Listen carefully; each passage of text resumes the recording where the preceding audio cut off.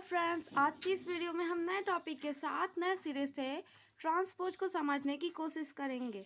अगली वीडियो में हमने विषम या असमित अवयव जिसको कहते हैं उसको हमने ज़्यादा डिस्कस नहीं किया था, थोड़ा सा ही किया था। तो इसमें हम उसके बारे में थोड़ा सा और डिस्कस करते हैं। तो जैसे विषम असमित अवयव क्या होता है इसके बारे में तो हम पहले ही समझ चुके थे कि विषम या असमित अवयव होने के लिए ये जो इधर का मान है ना, ऐसे ऐसे यहाँ पे भी वही डिजिट होती है जो यहाँ पे डिजिट होगी, यहाँ पे भी वही डिजिट होती है जो यहाँ पे डिजिट होगी। बिल्कुल समित अवयव की तरह है। बस क्या होता है कि अगर यहाँ पे वो प्लस में है तो यहाँ पे वो माइनस में होगा, यहाँ पे वो माइनस में तो यहाँ पे ये प्लस में होगा, यहाँ पे ये माइनस में तो यहाँ पे ये प्लस में होगा। यही है। अगर हम अब इसका एक और पार्ट होता है कि मुख्य विकर्ण का इसका जो मान होता है ना वो 0 होता है, शून्य होता है। अब शून्य होता है तो शून्य क्यों लेते हैं हम इसमें? हम 1 2 3 4 क्यों नहीं ले सकते, और या फिर आगे के डिजिट्स क्यों नहीं ले सकते? तो शून्य इसलिए लेते हैं क्योंकि जब हम माइनस कॉमन लेते हैं ना तो 0 पे तो वैसा कोई फर्क पड़ता ही नहीं है। 0 पे प्लस माइनस का कोई फर्क नहीं पड़ता, 0 जैसा वैसा ही रहेगा। तो इसीलिए जब हम माइनस लेते हैं तो 0 तो जैसा है वैसा ही रहता है। मान किसका चेंज होता है? चिन्ह आगे का। तो इन लोगों का चेंज होता है चिन्ह, तो जिसके कारण हमारा जो ए का मान है ना वो आ जाता है। तो वही ए डैश इक्वल टू माइनस है। जैसे कि हम एक एग्जाम्पल से बताते हैं। अगर हम ए कोई मान ले लेते हैं संख्या 2/2 का अवयव लेके 0 2 -2 0, और विषम या असमित अवयव होने के लिए पहली बात तो यही समित अवयव की तरह कि इन दोनों का मान इक्वल होना चाहिए। तो आप देख लिए। और ये अगर प्लस में तो ये माइनस में, तो ये एक विषम असमित अवयव हो सकता है। कैसे? अब अगर हम इसका ट्रांसपोज निकालें तो पहले रो को पहले कॉलम में लिखेंगे, दूसरे रो को दूसरे कॉलम में लिखेंगे। अब हम इसे माइनस कॉमन लेंगे क्योंकि यहाँ पे ये प्लस में है और यहाँ पे ये माइनस में है। तो माइनस जब हम कॉमन लेंगे तो 0 तो जैसा है वैसा ही रह जाएगा, पर ये जो माइनस 2 है ये प्लस 2 में कन्वर्ट हो जाएगा, और ये जो प्लस 2 है ये माइनस 2 में कन्वर्ट हो जाएगा। ठीक है। तो हम देख रहे हैं कि ये जो 0 2 -2 0 ये हमारा ए का मान है, और आगे में माइनस है। तो चूंकि A transpose equal to minus है, इसलिए ये एक विषम या असमित अवयव आप कह सकते हैं है। उसी तरीके से जो 3/3 का होता है ना, 3/3 का जैसे नीचे एक और एग्जाम्पल लिया गया है। तो मुख्य विकर्ण पे देखिए सबका मान 0 0 है, और यहाँ पे 2 4 है। तो यहाँ पे देखिए यहाँ पे तिरछा, यहाँ पे 2 प्लस में तो यहाँ पे माइनस में, यहाँ पे 4 प्लस में तो यहाँ पे 4 माइनस में, यहाँ पे 3 माइनस में तो यहाँ पे 3 प्लस में। उसी तरीके से जब हम इसका ट्रांसपोज निकालेंगे तो फर्स्ट रो को फर्स्ट कॉलम में, सेकंड रो को सेकंड कॉलम में, और थर्ड रो को थर्ड कॉलम में लिख देंगे। उसके बाद यहाँ पे +2 4 है ना, तो हमको उसको लाने के लिए क्या करना होगा? माइनस कॉमन लेते हैं। तो 0 2 4 -2 0 -3 -4 3 0, ये हमारा ए का मान आ गया। तो A dash equal to minus A prove हो गया। ये एक विषम या असमित अवयव है। जैसा कि हमने इससे पहले अवयव के कुछ गुण को पढ़ा था ना, अब इसमें समित और विषम समित अवयव के कुछ गुण को पढ़ेंगे। उससे पहले हमने किस अवयव के कौन सा गुण को पढ़ा था? ट्रांसपोज के अवयव के परिवर्त के गुण को देखा था। अब हम अवयव के परिवर्त में समित और विषम समित अवयव के गुण को देखेंगे। तो समित और विषम समित अवयव का प्रयोग तो ट्रांसपोज से ही पता चलता है ना, समित अवयव है या विषम समित अवयव। तो देखिए पहला गुण है a + a डैश सदैव एक समित अवयव होता है जब, सदैव एक समित अवयव होगा तब। अब इसमें क्या कह रहा है ना, समित अवयव होने के लिए दोनों को योग किया गया है। a + a डैश, जब भी हम a एक अवयव है और उसके ट्रांसपोज को आपस में जोड़ेंगे ना तो वो एक समित अवयव होगा। हमेशा a और a को a डैश के साथ जोड़ेंगे। तो जैसे यहाँ पे एक अवयव है और a डैश जब हमने निकाला है वो हमारा क्या माने, ये यहाँ पे माइनस ना है तो ये तो विषम समित अवयव हो जाएगा ना। तो जब भी हम a और a डैश को जोड़ेंगे तो कैसे, जैसे a हम ले लेते हैं 0 2 2 0, या फिर 1 2 भी ले सकते हैं, क्योंकि समित अवयव में ऐसा कुछ नहीं है कि मुख्य विकर्ण पे 0 होना चाहिए। अगर हम इसका a डैश निकाले तो हमारा वही आएगा 0 2 2 0। अब अगर हम a को a डैश के साथ जोड़ेंगे तो क्या आएगा हमारा 0 0 0 2 2 4 2 2 4 0 0 0। अगर हम इसका, ये हमारा जो एक नया अवयव बन गया ना, इसका ट्रांसपोज निकालें तो ए डैश का डैश, क्या आएगा हमारा इसका ट्रांसपोज? फर्स्ट रो को फर्स्ट कॉलम में, सेकंड रो को सेकंड कॉलम में, मतलब मान वही आ रहा। तो हम इसको कह सकते हैं ना, ये एक सममित अवयव, क्योंकि इस अवयव का मान इस अवयव के ट्रांसपोज के मान के इक्वल है। अगर आप चाहें तो दूसरा एग्जांपल भी ले सकते हैं, जैसे हम लेते हैं सम के लिए 1 2 एंड 3, नहीं 2 3 2 3, और इसका अगर हम ट्रांसपोज निकालें तो हमारा क्या हो जाएगा? इसका मान ट्रांसपोज निकालेंगे तो मान हो जाएगा, फर्स्ट रो को फर्स्ट कॉलम में लिखना है 1 2, सेकंड रो को सेकंड कॉलम में लिखना है 2 3। तो हम देख रहे हैं ना, A equal to A transpose रहा। अगर हम इन दोनों को जोड़ेंगे तो plus A transpose equal to, दोनों अभी को जोड़ेंगे तो 1 को 1 से 2, 2 को 2 से 4, 2 को 2 से 4 और 3 को 3 से 6।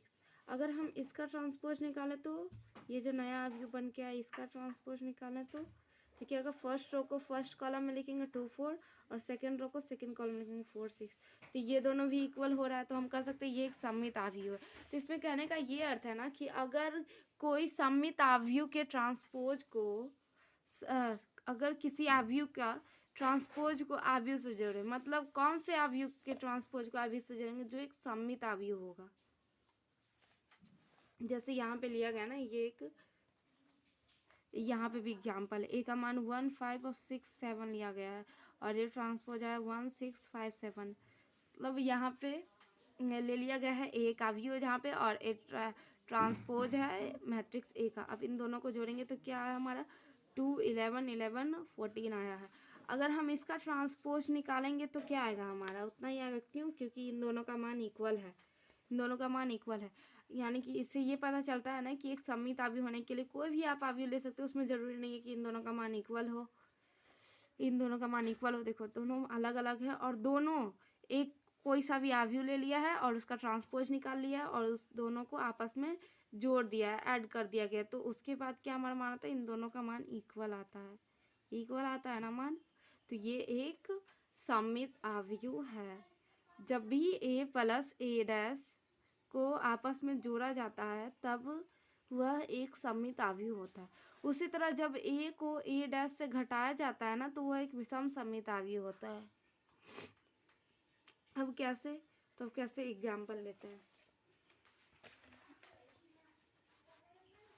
जैसे एक मान हमने लिया था ना 0 1 और -3 0 हम ले लेते हैं, ठीक है। अगर हम इसका ए डैश निकालें तो क्या होगा हमारा? फर्स्ट रो फर्स्ट कॉलम में, सेकंड रो सेकंड कॉलम में हो गया। माइनस कॉमन लेते हैं,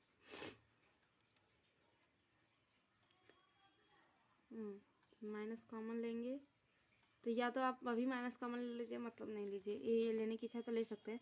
तो हम इन दोनों को आपस में ना देखते हैं घटा करके, ए माइनस ए डैश, ए माइनस ए डैश, तो 0 -3 1 0 और घटाना है 0 और -3 1 0 से, तो घटाएंगे तो क्या आएगा? 0 में से 0 गया 0, 1 माइनस माइनस माइनस प्लस हो जाएगा, तो 1, ये तो जुड़ जाएगा 3 के साथ, क्योंकि माइनस के कारण इसका चिन्ह चेंज हो जाएगा ना। तो वही अगर आप माइनस लेते हैं ना कॉमन, तो यहाँ पे ऐड कर चिन्ह आता, पर यहाँ पे माइनस ए डैश हो जाता। तो 1 और 3 जोड़ने के बाद 4 हो जाएगा, -3 और -1 -4 हो जाएगा, और 0 में से 0 जाएगा तो 0 बचेगा। अगर हम इसका ट्रांसपोज निकालें, ये तो एक हमारा मैट्रिक्स हो गया, ये इसको सॉल्व करने के बाद हमारा एक मैट्रिक्स आ गया ना। तो हम क्या देखते हैं विषम अवयव होने के लिए, यहाँ पे जो अंक है वही अंक यहाँ पे भी है, यहाँ पे प्लस में है और यहाँ पे माइनस में, मतलब ये एक विषम अवयव है। प्रूव हो गया। अब हम आगे का देखते हैं। प्रत्येक वर्ग अवयव को एक सममित और एक विषम सममित अवयव के योगफल के रूप में व्यक्त किया जा सकता है। तो ये कह रहा है कि प्रत्येक अवयव को एक सममित और एक विषम सममित अवयव के योगफल के रूप में व्यक्त किया जा सकता है। तो कैसे व्यक्त किया जाता है? सकता है ए इज इक्वल टू ए कोई आव्यूह है जिस का मान होता है सममित और विषम सममित आव्यूह को। अभी अभी हमने क्या पढ़ा कि a प्लस ए डैश एक सममित आव्यूह होता है और a माइनस ए डैश एक विषम सममित आव्यूह होता है। तो जब हम एक सममित आव्यूह को हाफ से गुना करके एक विषम सममित आव्यूह के हाफ से गुना करके उन दोनों का आपस में जोड़ते हैं ना, तो हमारा मान वही आता है जो एक मैट्रिक्स ए का मान दिया रहता है। मतलब इस तरीके से ये कहा जा रहा है कि किसी भी मैट्रिक्स के मान को हम एक सममित और विषम सममित आव्यूह के योगफल के रूप में व्यक्त कर सकते हैं। यहाँ पे एग्जाम्पल भी लिया गया ना 1 2, ऊपर में जो हमने इसको सॉल्व करा था ना, यही वाला एग्जाम्पल लिया गया। तो a प्लस ए डैश का मान 2 11 11 14, और जब इसको हमने आपस में ही घटा दिया, माइनस कर दिया, तो हमारा एक विषम सममित आव्यूह है। वहाँ यहाँ पे ये प्लस में, यहाँ पे ये माइनस में है, तो 0 - 1 1 0, इन दोनों को आपस में जोड़ दिया तो हमारा a का मान आ गया वही वाला जो हमने लिया था 1657। प्रूव हो गया, समझ में आ गया। आगे देखते, यदि a तथा b समान कोटि के सममित वर्ग आव्यूह हैं तो समान कोटि के मतलब कोटि समान होना चाहिए, सममित वर्ग आव्यूह हैं तो, अब सममित वर्ग आव्यूह आप जानते हैं ना, सममित वर्ग आव्यूह वैसा आव्यूह जिसमें a का मान उसके ट्रांसपोज के इक्वल होता है तो ab प्लस ba एक सममित वर्ग आव्यूह होगा। इसको याद रखना है क्योंकि ऑब्जेक्टिव में इसको पूछ देता है। अगर ये दोनों समान कोटि का सममित वर्ग आव्यूह है तो मतलब दोनों का दोनों, जैसे b का ट्रांसपोज हम निकालेंगे तो b के इक्वल होगा और a का ट्रांसपोज निकालेंगे तो a के इक्वल होगा, तब हम ab प्लस ba करेंगे तो ये एक सममित वर्ग आव्यूह होगा। 5 नंबर क्या कहता है, यदि a तथा b समान कोटि के सममित आव्यूह है, यदि a तथा b समान कोटि के सममित आव्यूह हैं, समान कोटि के सममित आव्यूह, इसमें भी कह रहा है a और b समान कोटि का सममित आव्यूह ही होना चाहिए, मतलब a equal to a transpose और b equal to b transpose, तो ab माइनस b एक विषम सममित आव्यूह होगा। मतलब इसमें दोनों में कंडीशन एक सेम है कि ab समान कोटि का सममित वर्ग आव्यूह होना चाहिए, और अगर हम जब वो कंडीशन वो फॉलो करता है तो उसके बाद a को b से मल्टीप्लाई करने के बाद और b को 1 से मल्टीप्लाई करने के बाद जो हमारे आव्यूह का मान आता है उसको जब आपस में हम जोड़ेंगे तो एक सममित वर्ग आव्यूह होगा। पर जस्ट उसका अपोजिट, a को b से गुना करने के बाद b को a से गुना करने के बाद जब हम आपस में इन दोनों मैट्रिक्स को घटाते हैं ना, तो वो एक विषम सममित आव्यूह आता है। अब समझ गए होंगे। तो अब हम शुरू करेंगे प्रश्नावली। तो अब हम शुरू करेंगे आज प्रश्नावली 3.3। हम प्रश्नावली से मैं शुरुआत कर रही हूँ, पर आप बेसिक्स अच्छी तरह से समझ लिए हैं तो इसके एग्जाम्पल को आप खुद ट्राई करें। अगर किसी एग्जाम्पल में कुछ प्रॉब्लम है तो आप कमेंट करें, मैं उस एग्जाम्पल को सॉल्व करके अगले वीडियो में बता दूंगी। तो अब हम शुरू करते हैं प्रश्न। इसमें पहला क्वेश्चन क्या कहता है, निम्नलिखित आव्यूह में से प्रत्येक का परिवर्त ज्ञात करना, मतलब ट्रांसपोज ज्ञात करना है। एक का मैं ज्ञात कर देती हूँ, बाकियों का आपने ज्ञात कर लीजिएगा। जैसे लंबा वाला इसका ज्ञात करूँ या इसका, दोनों में से, ठीक है। इसको पहले निकाल देती हूँ। तो क्वेश्चन में फर्स्ट है ना, तो इसमें क्या करना है ना, ये जो है ना ए का मान दिया हुआ है कितना 5 हाफ और -1। तो इसका जब हम ट्रांसपोज निकालेंगे तो क्या हम जो नियम हम हमेशा अप्लाई करते हैं वही नियम इसमें भी अप्लाई होगा। फर्स्ट रो को फर्स्ट कॉलम में, तो ये तो फर्स्ट रो है हमारा, तो इसको फर्स्ट कॉलम में लिखेंगे। सेकंड रो को सेकंड कॉलम में, सेकंड रो ये रहा हमारा, इसको सेकंड कॉलम में लिखेंगे। और थर्ड रो को थर्ड कॉलम में -1। जब ऐसा दिया रहे ना, एक कॉलम में ए का मान दिया रहे, पंक्ति आव्यूह हो वो, तो पंक्ति आव्यूह किसको कहते हैं, जिसमें कॉलम का मान 1 हो और ये एक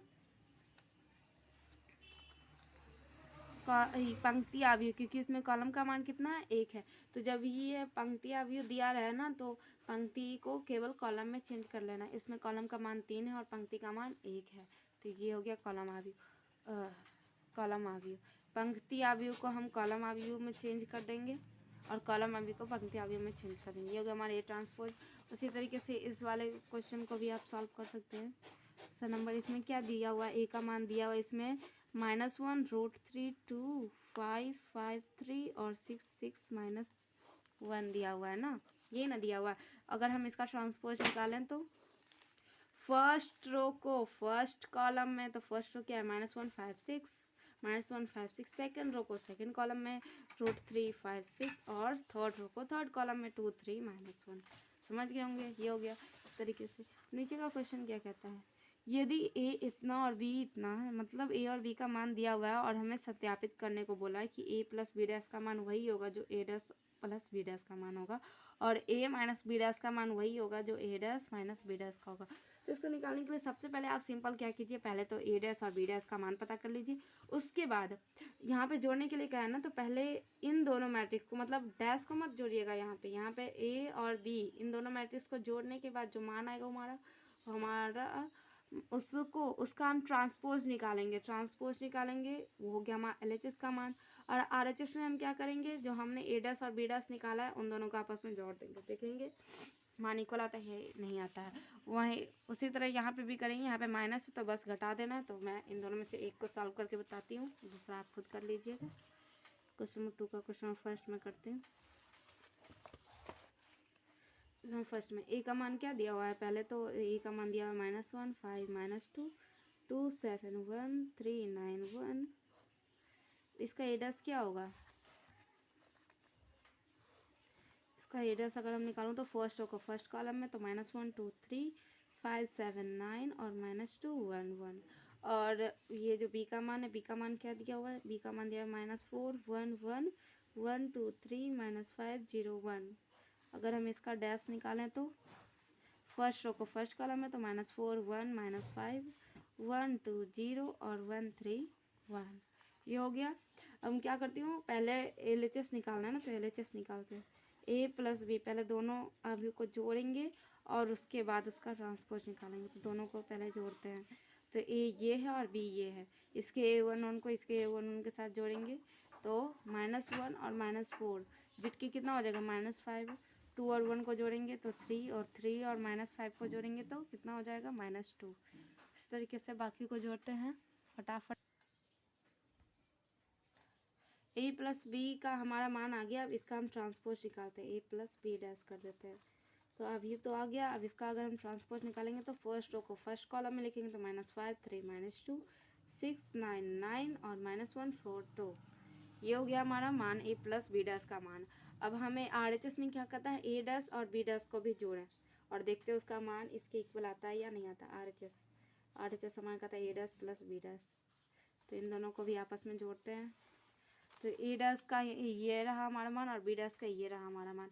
तो इन दोनों को आपस में जोड़ेंगे तो -1 और -4 को जोड़ेंगे तो क्या हो जाएगा, -5 हो जाएगा।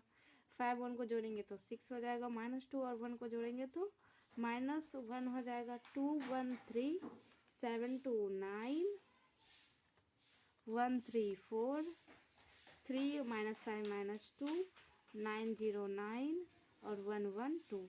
तो देख रहे हैं आपका ये वाला मान -5 3 -2 -5 3 -2 6 9 9 6 9 9 -1 4 2 -1 4 2।